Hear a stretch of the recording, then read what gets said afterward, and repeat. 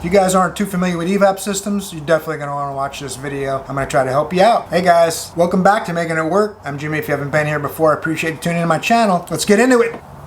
Alright guys, EVAP systems aren't as complicated as they seem. I know a lot of people get a little bit intimidated by EVAP systems. They sound over complex.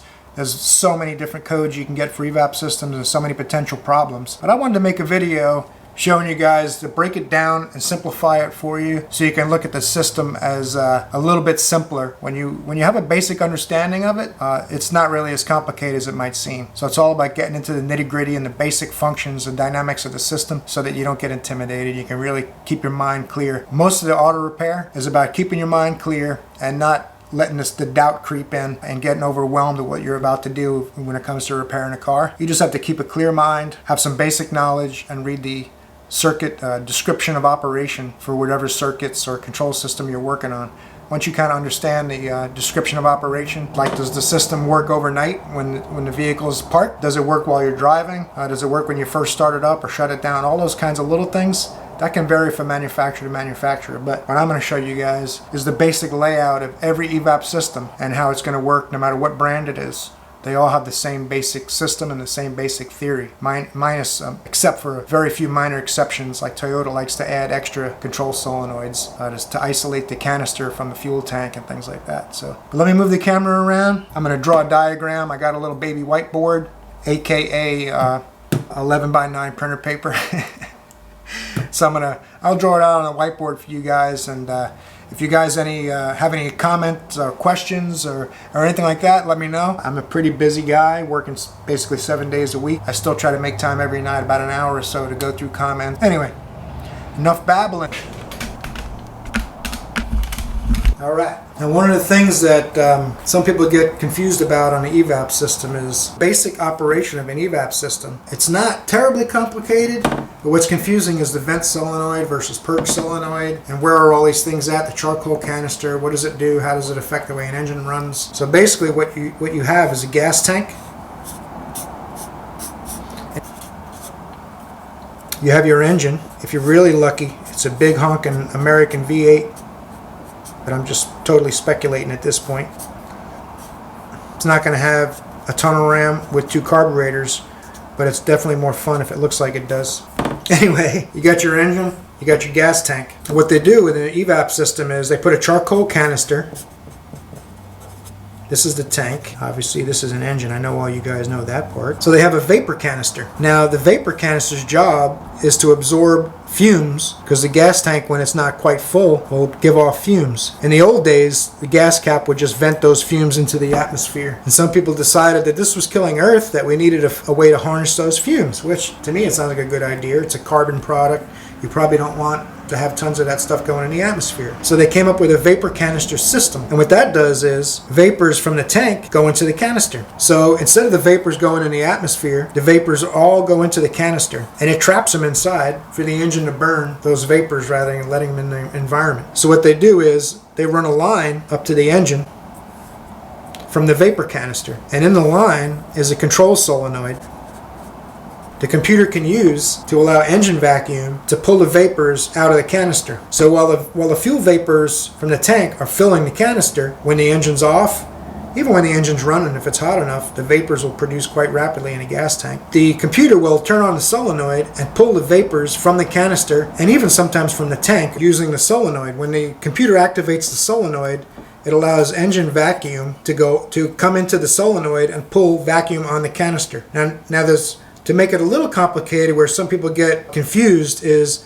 there's a vent solenoid on the canister. And what this does is used for testing. When the vent solenoid gets turned on, it seals the system. When the vent solenoid is closed, it stops allowing it to pull vapors from the canister. And what that does is it pulls a vacuum on the EVAP system. So then the computer can see with a fuel tank pressure sensor, FTPS, the computer will see what the pressure is on the fuel tank using a fuel tank pressure sensor. The only time it'll close the vent is to do the test and see how much the fuel tank pressure sensor changes in voltage. On the older cars that they did, the EVAP system used a solenoid, a vent, a fuel tank pressure sensor, and it wasn't a passive system that worked at night when the vehicle was off. It was actually working when the engine was running. So it would perform tests in the early systems where it closed the vent, opened the solenoid, watched the fuel tank pressure sensor go down to a certain amount, then it would would close the solenoid, which is a seal, purge and seal. So it would pull the system down to a certain amount, and the solenoid would shut off. Then it would watch the fuel tank pressure sensor, and it would look for tiny little degradation numbers in the vacuum readings. You know, a certain amount of vacuum, 18 inches is way too high, would suck a fuel tank in. So usually it's 2 to 4 inches of vacuum or something like that, even less than 2 inches in most cases. It looks to see a certain amount of vacuum, and then it watches it degrade. It slowly increases towards pressure, and it gives a certain time limit. It allows it to move. It always moves slightly, but it's very, very minute. So within a certain period of time, 1 or 2 minutes, it's going to say, okay, the fuel tank pressure sensor changed this amount with the system sealed, purge is closed, the vents closed, and it changed a certain amount. So it knows it's either a pass or fail based on that number. If it sets a small leak code, that means the number changed very little. If it sets a large leak code, the number changed a lot. And that's what it doesn't like. That's when you get the P0442, P0446, and those kinds of codes. If you think about it, it's almost like a circle. I haven't drawn it in a circle, but the system produces vapor, accumulates vapor, sucks the vapor from the canister. As soon as the engine's running, it can pull a vacuum. Whenever the computer feels like it, it'll pull a vacuum from the canister to get rid of all of those vapors that it's built up over whatever period of time. It'll tend to do it when I think most cars do it at a steady cruise. The engine's cold. It'll let it run a minute or two, start to warm up, then it'll open the canister to try to have like a choke effect. And then once it's happy with what it's done from the vapor canister, it's all programmed in the software, then it's going to close the vent and do a test. And I'll do it at various times while you're driving. The early systems were pretty primitive as far as the solenoid, the vent, and the fuel tank pressure sensor, and they actually work pretty well, but not well enough. The emissions folks wanted to go a little further. So now a lot of these cars, what they'll do is while you're driving, it still does the purge, and it still vents. When it needs to do a test, it uses the vent solenoid. When it needs to empty the vapors, it'll use the purge solenoid. But the testing is actually going to be done when you shut the vehicle off at night. You'll shut it off, it'll wait a certain amount of time, it'll look at inside temperatures from the fuel, from the engine, all kinds of things, ambient air temperature, and it'll look at the fuel tank pressure sensor, and it'll wait a certain amount of time and see how much it changes, and then if all the parameters are right, it'll close the vent solenoid. And when it closes the vent solenoid, it's gonna expect to see this stop changing from vacuum to pressure, depending on the circumstances. If it's obviously it gets colder at night, so the pressure in the tank changes naturally. I don't know if you've ever had a lawnmower gas can you put in the garage. When it gets hot, the gas can expands. If you have the plastic ones, it expands, and when it gets cold, it'll actually suck the sides of the gas can in. Same thing happens with your gas tank, and a lot of the newer cars will use that system where it relies on the natural pressure changes in the tank and monitor the fuel tank pressure sensor while you're in the house sleeping. So the computer wakes up in the middle of the night, it looks at all these readings, it'll close the vent solenoid to try to stop the fuel tank pressure change and watch to see if it still continues to change or not at a certain rate. If it's beyond a certain rate, then you're going to wake up in the morning, start the car, go driving down the road, bing, check engine light, you have a leak in your fuel vapor system. I just wanted to make this video for you guys to try to simplify it a little bit. Now Toyotas obviously a lot of Toyotas use another valve in between the canister and the tank, which kind of helps you isolate whether the leak would be in the tank or the canister, but makes it more confusing. So we'll go over that in another video, but I hope this video helped you guys out. So the purge solenoid does just what the name implies, purges vapors from the system. The vent solenoid determines whether the EVAP system is open or sealed. Through the system, through the canister, it's going to evacuate all these vapors and give the engine happy fuel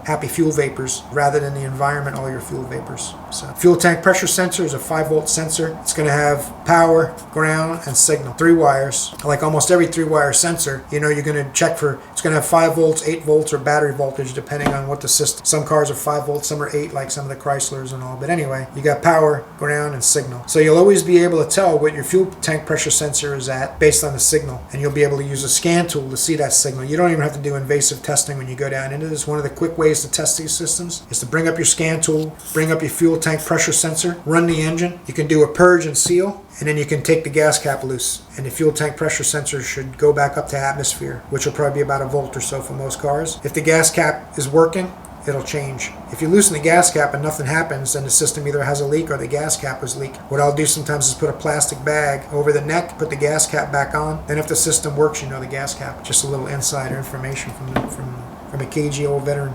Not too bad. I hope you guys enjoyed that. Let me move you back around so you can see my pretty mug.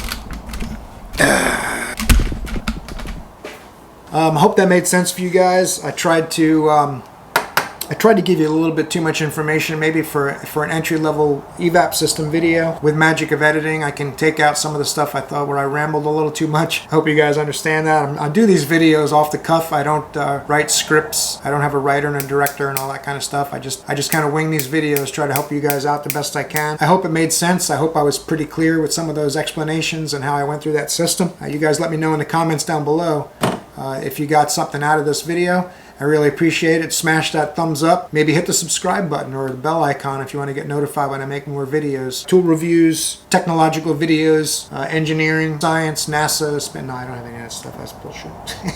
But I have all kinds of automotive related stuff on my channel. How-tos, inside peeks, tool reviews, all kinds of stuff like that. So if you guys are interested, hit that subscribe button for me. It really helps the channel out. I'll put some affiliate links of some of the test equipment I use on these EVAP systems below. That'll also help the channel out and it won't cost you anything extra. I really appreciate you guys watching and making it work. You guys are awesome. Thanks for watching. I'll see you in the next video.